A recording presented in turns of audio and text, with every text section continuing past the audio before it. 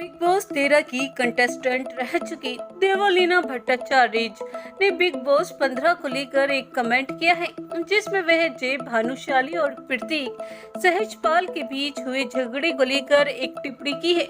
लेकिन उनकी ये राय सिद्धार्थ शुक्ला के फैंस को रास नहीं आई।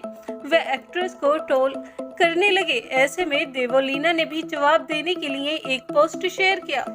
दरअसल कुछ दिनों पहले बिग बॉस 15 के घर में हुई जय और प्रतीक की अनबन पर देवोलीना ने कमेंट किया था कि जब वह बिग बॉस 13 की एक प्रतियोगी थी तब भी घर में ऐसा घमासान मचा था। उस दौरान भी घर की प्रॉपर्टी को नुकसान पहुंचा था।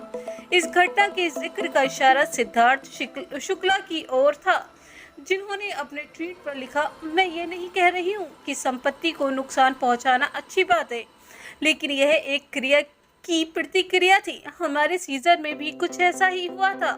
माँ बाप की बात आने पर ही संपत्तियों को नुकसान पहुंचा था। उस वक्त इस पर रिएक्ट करने वाला व्यक्ति शीर्ष 2 में था और वर्तमान में कई लोगों के दिल की धड़कन है।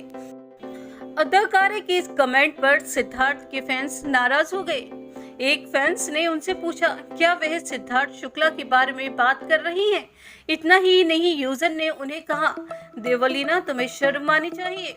इस पर जवाब देते हुए देवोलीना ने कहा, कौन से स्कूल से ड्रॉप आउट हो? वैसे भी मीडिया के नाम पर यह कैसी बदनामी कर रही हो?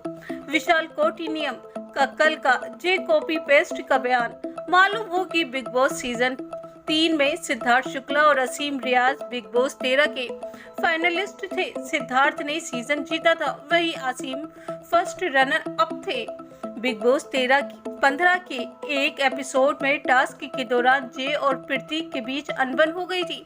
जय और प्रतीक एक दूसरे को धक्का देने लगे। लड़ाई तेज हो गई और एक कांच का पैनल टूट गया। सभी प्रतियोगियों को उनके व्यवहार के लिए बेदखल करने के लिए नामांकित किया गया था।